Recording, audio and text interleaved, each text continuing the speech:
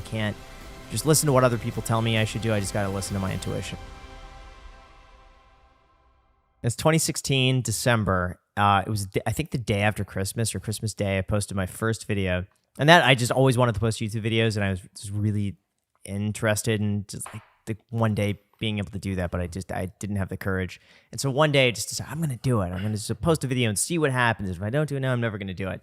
And I posted it, and the world didn't blow up the next day like I thought it would. And I thought to myself, oh, this is cool. I'm going to do it again. And I did it again. And every video, I just tried to learn a new thing on iMovie and try to improve it and look at title thumbnails. I got really into SEO in the very beginning. So my goal was to rank on the first page for like different investing finance terms. One was like how to be a millionaire. One was investing for beginners. One was passive income, compound interest, like credit cards for beginners, best credit cards, like the basic stuff. But back then there was nothing. Back then, how to become a millionaire, it was really just like one TED Talk from years ago. It was Grant Cardone. I think Ty Lopez had one, but it was like all these random videos posted years ago, or like clips or something like that, that someone took out of like a TED Talk. So I wanted to rank on there. So I started looking at like, how could I rank? How could I use my keywords? How important is engagement? If I respond to every comment, is that going to help them go to the next video? So what I did is I went to some of the videos that I really liked, and this is before anyone else was doing it, but I would leave these elaborate comments on their video, like that I felt added to the video. And I'm like, by the way, I have a video similar to this. I have a comment. I was trying to find it. It was on Napoleon Hill, Think and Grow Rich, and it was a long audiobook, and I wrote a comment on that video, and I'm sure it's still there. I tried to find it because it would be almost like 6-something years ago. It was one of my first comments. I remember that one.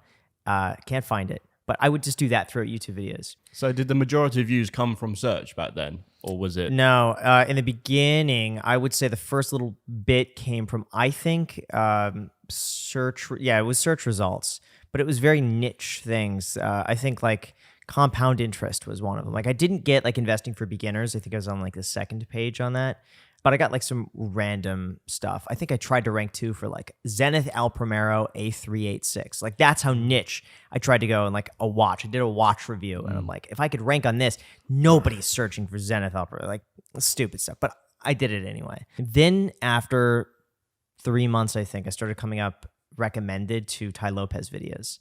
And he started posting videos on real estate, and I had a backlog of videos on real estate. So when he would post a real estate video, mine would be the next up recommended.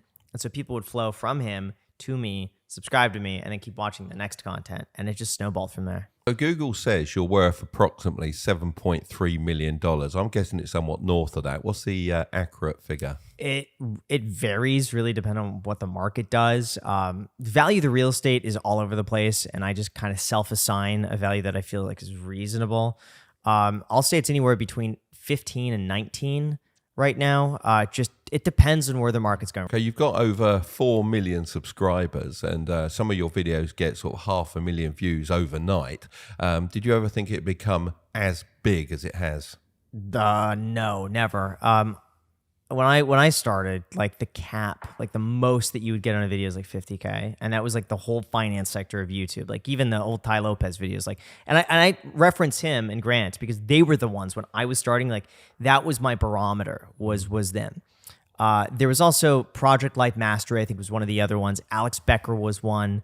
Very few channels, maybe 5 or 6 of them. So I measured myself to those people back then. You've had a dramatic impact on the financial education of lots of youngsters, particularly in the USA, but obviously worldwide. How does that make you feel? It's cool. It's humbling, I think. When I go out in the street and people are like, yo, Graham, I got this credit card because of you. It's really cool.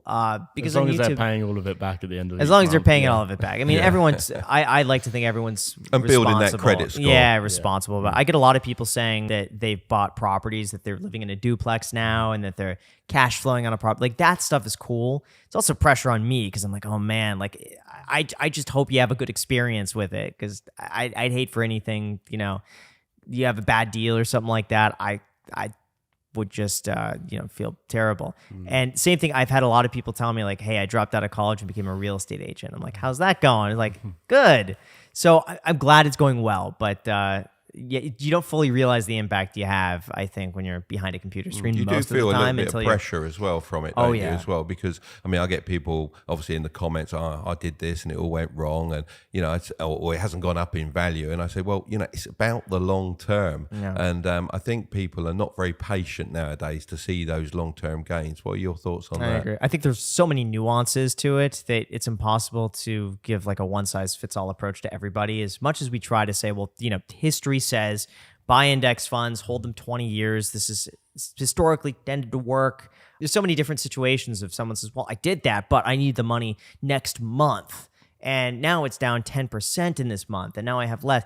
There's so many different things to go into it, and it's impossible in like a 15-minute video to say like you know you can do this and less, and these are the it's impossible to give the full picture in 10, 15 minutes. So I think there's so much detail in there that is very hard to describe. A lot of people say if your business is based on a platform that you're not in control of, Yeah. you don't have a business. What are your thoughts on that?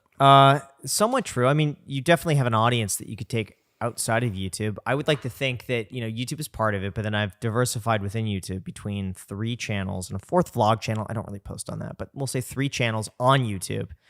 Instagram, Facebook, Twitter, Snapchat. So like my thought is if something were to happen to one channel, I have other channels. If something were to happen to YouTube, I have other fallbacks. And if something were to happen to all of them, then I would just take that as a sign that like, you know, go travel or something like that. I'll do something else. But I've always set it up on YouTube so that if I went to 0 the next month, I could walk away and be totally fine. And that's how I've always approached it. Do you think that stops you taking some risks when you're thinking about what to do next within the business? Because you've got that mentality of it could go to 0, I'm going to save all of this money, rather than I'm going to invest it all into your own business. I mean, there's not much that I could invest into the business with that would really, I think, make much of a difference. Some new lights, maybe. The lights did fine. I mean, the thing is, when I look at other channels and see how much money they're spending, I'm like, okay, they make less money than my channel makes. They hire 10 times the amount of people. They have way more overhead, way more stress. My channel has more subscribers, gets more views. So like I'm getting better results with less.